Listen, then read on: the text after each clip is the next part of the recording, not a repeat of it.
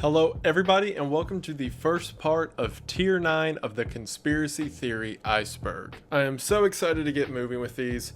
If you've watched the series up until this point, and if not, why are you starting on part 9? But hey, whatever, good for you. You'll know that they just keep getting weirder and weirder, and this tier is no exception. It's also really fun researching this stuff because as I get deeper and deeper into it, I start to see where concepts begin to unfold into what eventually becomes these very elaborate concepts of reality. And now whenever I do research and begin to connect the dots on things, I start to see connections where I previously didn't think there were any. So over the course of this entire series, I have gone from a skeptic into a full-blown conspiracy nut, so thank you all for that. But I'm enjoying it every step of the way, and hopefully you guys are too.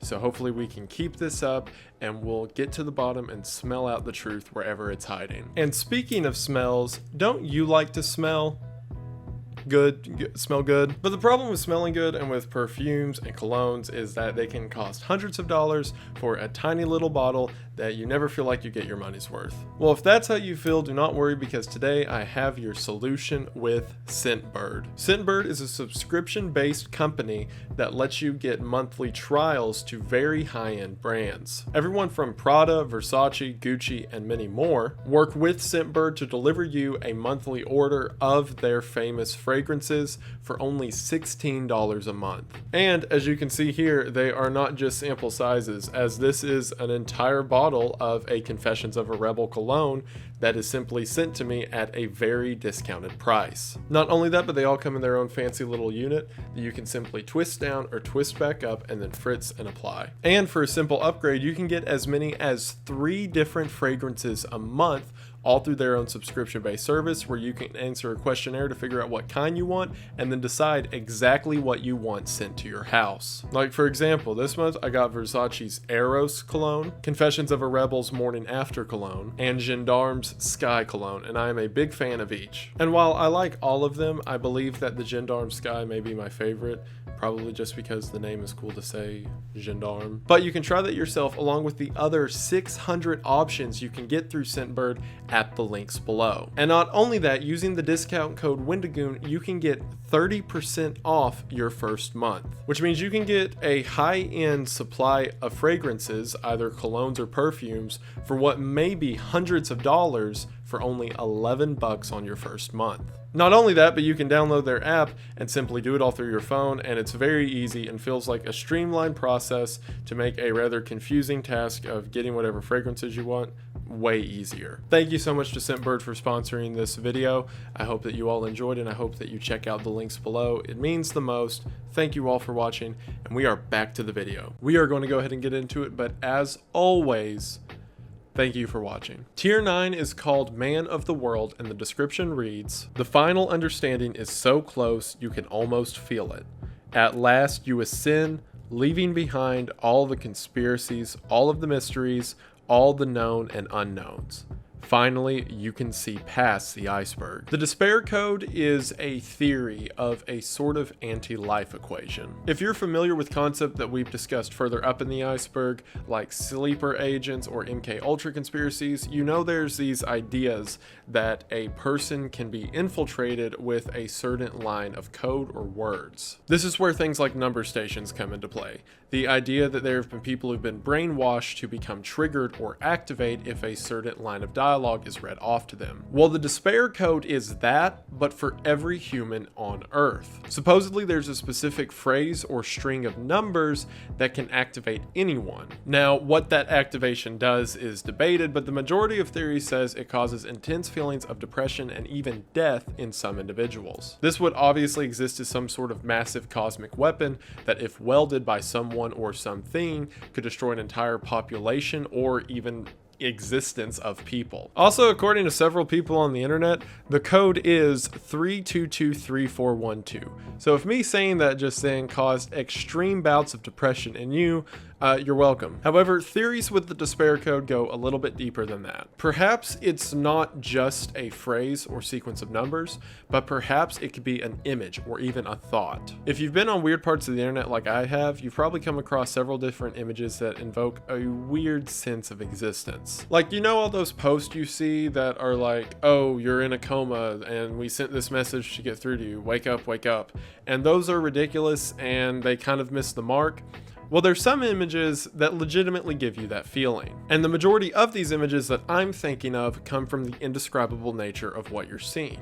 And it's almost like staring into this sort of void of colors or existence gives you this weird disassociation from yourself. The idea with this is that the despair code is actually a sequence of images that invoke feelings in you, the viewer, that make you transcend from your own body. And these sort of messed up images that I'm talking about are just close enough to the actual despair code that they cause a sort of glimpse of what that's like. There's even references to things like this in Lovecraft writing, and the idea that these old gods came to Earth or are from Earth and essentially put these hidden trip mines everywhere that whenever viewed by a specific viewer either open up some form of enlightenment or punishment. And if you want to get really meta with it, there's even a theory that the despair code proves the simulation theory. Or in other words, if we're all outside of a simulation or a computer, the despair code is the specific sort of exit key that will let someone escape from the simulation. And again, while this could be numbers or an image or whatever, it is a way to quite literally break the system or break out of it. So be careful scrolling the internet at night that you don't accidentally step on the super brain melting image that will transcend you from reality. Big Soy is the culmination of all the other sort of soy product things that I've talked about up until this point. I've talked about the weaponized femboys. I've talked about other nations weaponizing soy. I've talked about own countries weaponizing soy against their people. And this is an idea that everything's connected. The theory essentially says that there's a small group of people, or essentially New World Order type people, who work in the governments and different facilities of the world as a means of making the entire population more subservient. Basically through things like soy, according to this theory, as well as other different means of societal or social changes, people on a whole are being convinced to be more lax. This, of course, allows the people in power to demand more control. Essentially, if you can convince a group of people that they don't need to protect or make decisions for themselves, and that you instead can make and protect them for them, then that therefore gives you more control in their daily life and you become more powerful. This is saying that corporations, militaries, and everyone else, even if the people who make the decisions aren't privy to the overarching ideas of what they're doing, they are a part of it. So therefore, a small group of people are manipulating world powers in order to make the population more laid back and therefore more controllable. And this theory stretches a whole lot farther, with people losing their sense of agency or people losing a sense of property or ownership or blah blah blah. But the basic idea is don't drink soy milk or else Obama will buy your house. Dr. Emoto's water experiments are something else. Basically, a man by the name of Masaru Emoto was very interested in water and vibrational interaction. Pretty much he had theories when it came to vibrations in the air and in the earth that they could be used to heal certain individuals and certain ailments. Off of this, he got a very special interest in frozen water. More specifically, the way ice crystals form within frozen water. According to him, different waters held different personality characteristics. Essentially, water that came from mountains and springs froze much differently compared to waters that came from cities or drainages. Not only that, but according to him, waters that were exposed to pleasing vibrations as well as not pleasing vibrations showed different patterns. What does that mean?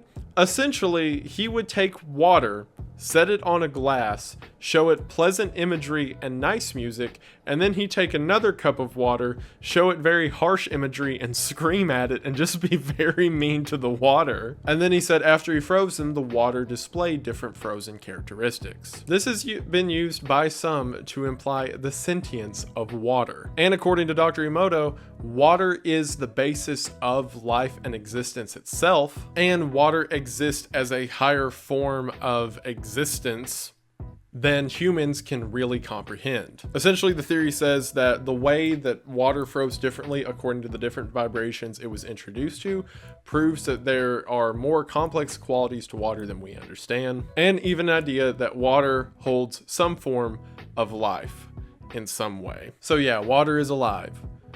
Try not to think about that one too much. Self-burying hoses may sound like a completely crazy topic, and it is, but hold on a second. At least where I live, it's a known folklore that you can take a water hose, and whenever you turn the water on, the water will sift down into loose dirt. Now, the idea behind this is that because of the pressure change through the hose, it causes it to sort of go downwards and follow the track through the soil. However, it's really hard to duplicate in experiments for some reason, and has always been considered a sort of pseudoscience along with things like divination, which are also local folklores.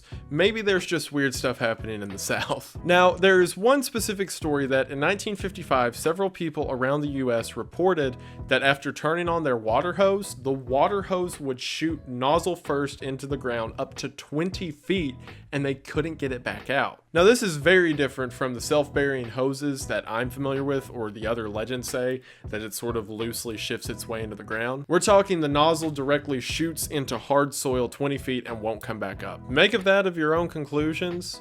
I'm not going to go full paranoia and talk about the implications of hollow earth and soil and water just yet, but we're getting there. But yeah, hoses be going underground for some reason. Cigarettes' extreme health benefits is saying that there are extreme health benefits to cigarettes that certain agencies do not want the public to know about. The theory says that tobacco, being a natural plant, has natural substances in it that can help the human condition. And while, as it's known, they cause damage to the body in the lungs and throat and things similar, the theory says that tobacco has outstanding effects on things like schizophrenia and immune disorders. And basically that Big Pharma doesn't want the public to know about this so they can continue to sell medication. Deeper theories into this say the rise in mental illnesses like schizophrenia or other paranoia disorders have been directly related to the decline in smoking. And you could tie all that back into Big Soy and see it as another way of the quote-unquote New World Order wanting people to remain not at the best capability.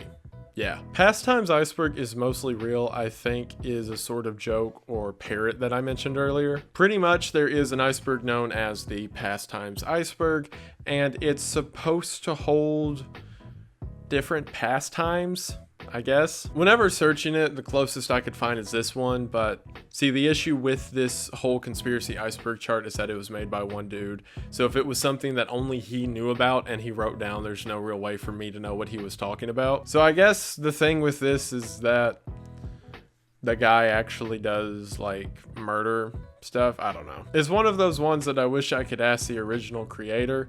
And he actually did message me midway through this series and gave me some vague description that he was like hiding in Europe, I guess. I don't know. If you're out there and you still watch these videos, I'd really appreciate a follow-up. But if not, good luck with whatever that's about. And we're just going to move on to things that I can better understand, like secret human organs, which says that humans have several organs that are being hidden from us by mainstream medical society. Think of it this way. If ideas of adaptation or evolution are true, and organisms develop new systems in their body to overcome ailments, then why haven't humans seen any new one in the past several hundred years? There are some examples of this happening, like people who've been found with new bones in their body, or people that have a new set of salivary glands. And while we see these little jumps in adaptation, there's nothing massive. The idea is that these are developing, and some of us have them, but they are being sheltered from us by mainstream sources because they don't want anyone becoming more powerful than those in charge. Or more specifically, tie it all back into the Big Soy and cigarette thing, that those in charge want us to stay weaker than them. Iceberg knowledge and iceberg psyops is kind of meta to talk about at this point. It's essentially saying that several of these icebergs, such as the one that we're going over right now, have purposefully wrong information in them as a means of misinforming the public. Now, I already kind of talked about with the whole parrot theory that there's some stuff in here to make it look not suspicious, but this one is saying that there is purposefully wrong information in here, that way people don't get too smart to some things. So this is an iceberg telling me that whoever they are and don't want us to figure out the real information may put false information in icebergs just like this. So yeah, top of mountains is implying that there is a sort of cosmic importance or power to mountain tops. Think of it like this way. Remember when I talked about ley lines, how they're these sort of harmonic flows throughout the world in which supernatural instances occur? Well, imagine the tops of mountains being their own ley line. Essentially, if there's a sort of unseen supernatural or vibrational world around us, mountains are the sort of border where they peak from our world into theirs. This is due to the lack of interference of other vibrational entities that are more so at the lower points on Earth, and the top of mountains are much more direct contact. There's even theories that the constructions of things like pyramids were done specifically to simulate the top of a mountain and therefore be more powerful. People tie this in from everything from the ascension of Jesus mentioned in the New Testament being on a mountaintop to imply that that is the sort of gateway from our world to theirs. And remember theories I've mentioned in the past like interdimensional Bigfoot and that never gets old. And the idea that these supernatural or cryptids can pass seemingly out of our view or understanding. It could be because these mountaintops are used by them as a sort of gateway. Organs decalcification is closely related to the pineal gland decalcification that I mentioned somewhere up there, and essentially says that the fluoride or other chemicals that are introduced to our body by modern society are keeping us held down. Like, for example, think about in centuries previous how spiritual people were and seemingly how in contact they were with supernatural entities. All things that we now can't see or make contact with.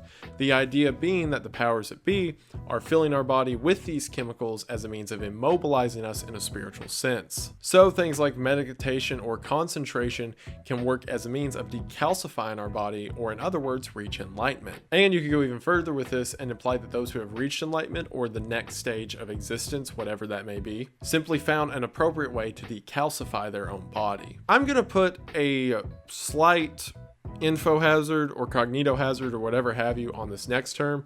If you take stuff like knowing about this can hurt you seriously online, I would skip a couple minutes ahead.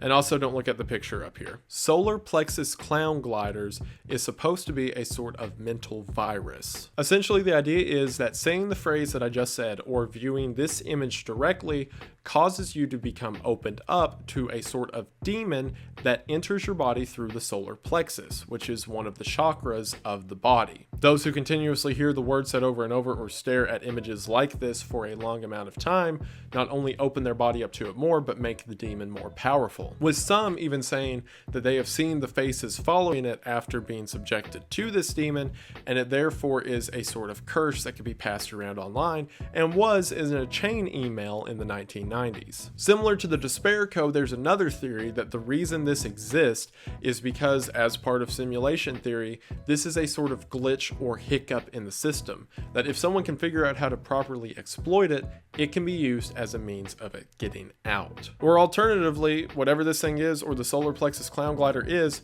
something that at one point did get out. Skin is an alien parasite. Oh,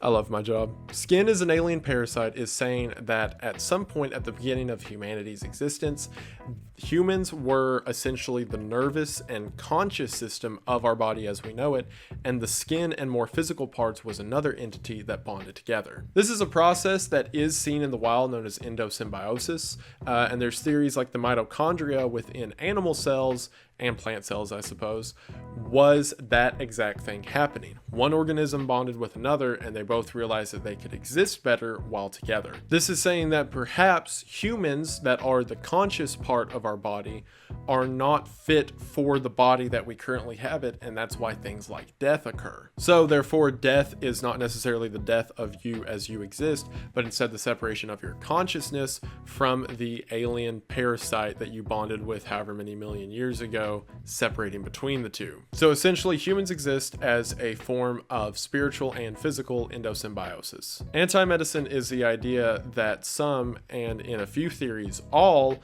of modern medicine is just a means to make you worse, not better. This all relates back to Big Pharma and the idea that they are not only hiding cures from us, but instead are purposely giving us things that make us sick and therefore make us more reliant on them. And also ties into the New World Order and blah blah blah, you get the point. Original Earth has to do with an idea known as gap creationism. So for those that don't know, there are several different theories when it comes to biblical scholars of how the Earth itself was created, at least according to the creationist theory of the world. In the book of Genesis, it says that the world was created in 7 days. Now there are some that quite literally believe that means 7 24-hour days, and that's what it took for the Earth to be created. There are some that believe the term day is more of a metaphor for maybe 1,000 years, and that explains the sort of age of the world compared to the supposed age it could be in creationism. And then there's gap creationism, which is the idea that there is a very distinct difference between the first and second verse of Genesis. The opening of the Bible reads as, "In the beginning, God created the heaven and the earth." And then the second verse reads, "The earth was without form and void." And then from that, it begins to describe how the creation of the earth took place. So gap creationists ask the question of, if heaven and earth were made and then after that the earth was developed, then what was the original Earth? The theory with this ties back into something I've mentioned before called the Great Reset. The idea that we as humanity exist continuously on a sort of loop that occurs every so many million years, where we reach ourselves to a breaking point, fall apart, and then humanity is restarted. This is the sort of biblical explanation to the Great Reset theory. Essentially, time continues as it does, and then according to the book of Revelation, a sort of rapture takes place in which humanity is wiped out and the earth is destroyed, and it says that God makes a new earth. This theory is saying that that has happened a supposed infinite amount of times. That in the beginning of Genesis, we read that the earth was created and then the earth was formed, and at the end of Revelations, we read that the earth was destroyed and a new one was made. And all of that is a cycle that continuously takes place, and we're just in the middle of one of those cycles. If you've been kind of tying the pieces together, you can see that a lot of these theories that are mentioned on the iceberg imply a sort of universal connection between religions and science and everything else. And this is another example of that, the example of a sort of great reset that can be extrapolated from books in the Hebrew Bible. Meat stations and meat tradings are sadly exactly what they say. The theory says that there are several openly known Southeast Asian cannibal markets. And this in itself isn't exactly a crazy theory, as cannibalism is a thing that continuously happens in the world, sadly. And then when you start to do all the math of how many people go missing in the world every year, and the supposed number of cannibals, and these sort of just completely undocumented food trading places, yeah, you see what I'm saying. Now, this is the first one on the iceberg that says do not research next to it.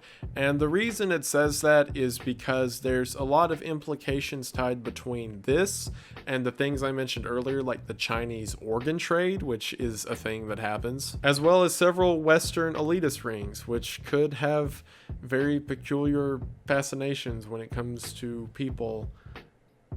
And that's as far as I'm going with that one. World wraps can be most easily explained by, you know how in Pac-Man, whenever you go off the screen on one side, you just continue on the screen on the other side?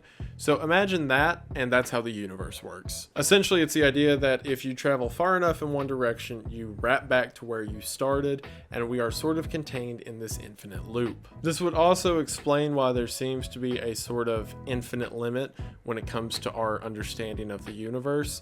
And while you may say, oh, that's because the universe is infinite, this theory is saying is that we're just looking at the same thing mirrored over and over again. And the practical application would tie back into simulation theory and the idea that we're in a sort of closed circuit that's just made to look like it's not. Smart dust is a technology that was theorized in the mid-90s. Essentially, you have a sort of dust or powder that is made up of these very microscopic pieces of technology that whenever exposed to things like different lights or temperature, they can move or interact as a sort of sea off of each other. Of course, if tech like this is theorized and then never gets invented, it's going to work its way into a conspiracy theory. So the idea is that that smart dust was developed and then put into things like food or water in order to make people these sort of sleeper agents. In other words, there's this dust that in the body cannot be detected on its own, but whenever it acts together can do everything from moving a person to causing entirely different changes in your mental state, and is essentially the idea that because of this smart dust,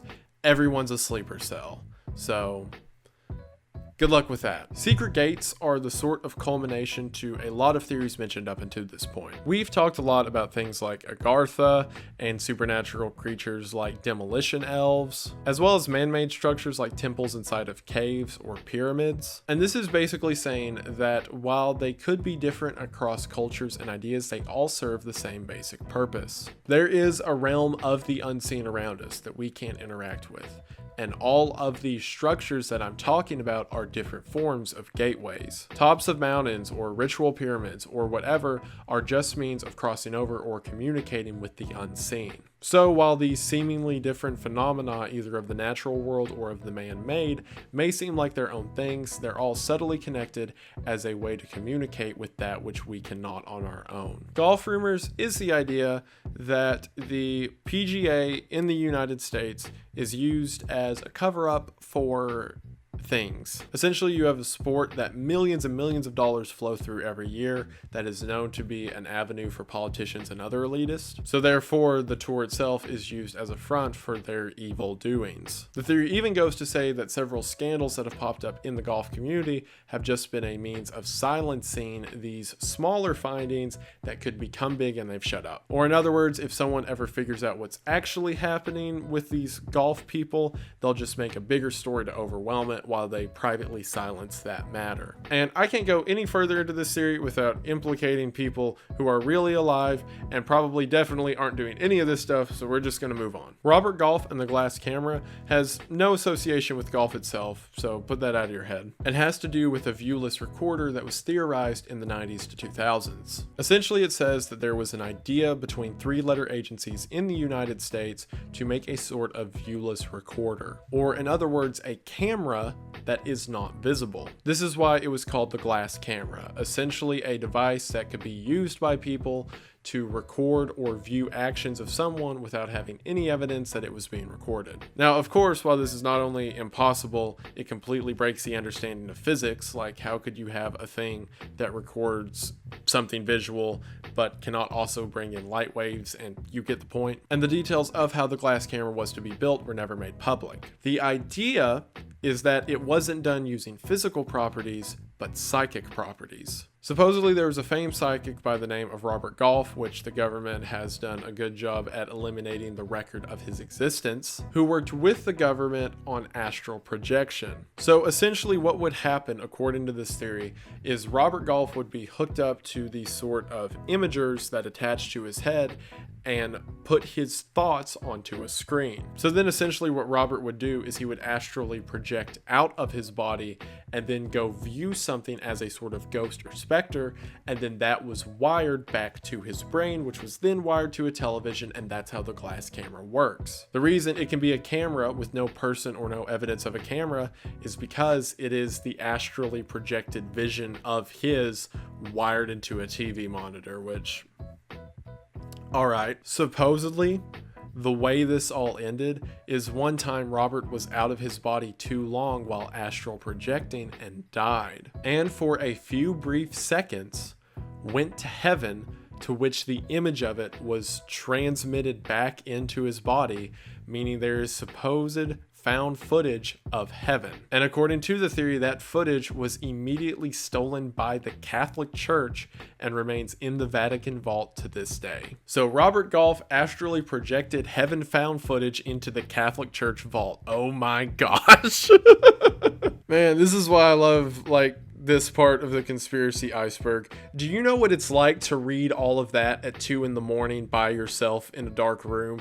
It feels like a drug. And we've still got another 3 or 4 videos left at this point. I'm so excited. But that is all for this one, and I hope that you enjoyed, and thank you for watching.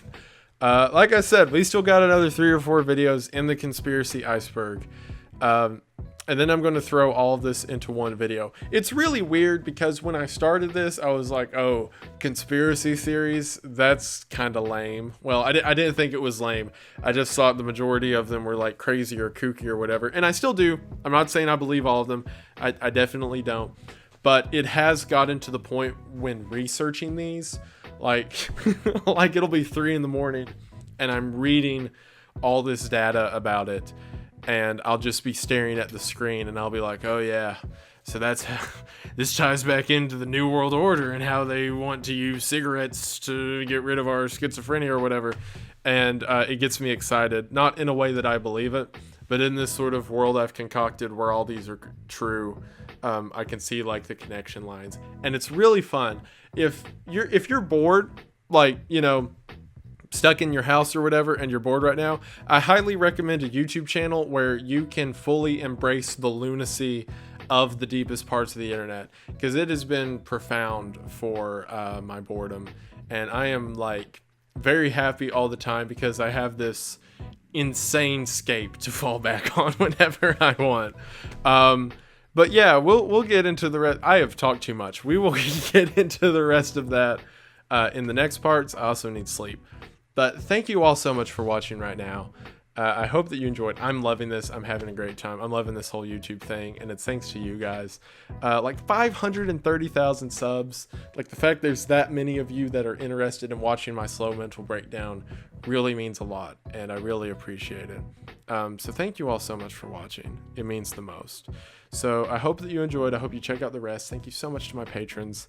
You guys are fantastic. Continue to support. Now that Kayla's back in, the podcast is going to get started back up on. I know that like I've totally dropped the ball on that, and there wasn't a real good way for us to record with the internet connection and all that, but we're going to get back on it. But you guys have stuck through even when I haven't been good about all that. You mean the most. So thank you all so much. Thank you to my top tier patrons here. I couldn't do it without you guys, especially as I'm trying to like double down and make this YouTube more serious, or at least more serious in my own life as a sort of thing that I do rather than a hobby, make it a priority.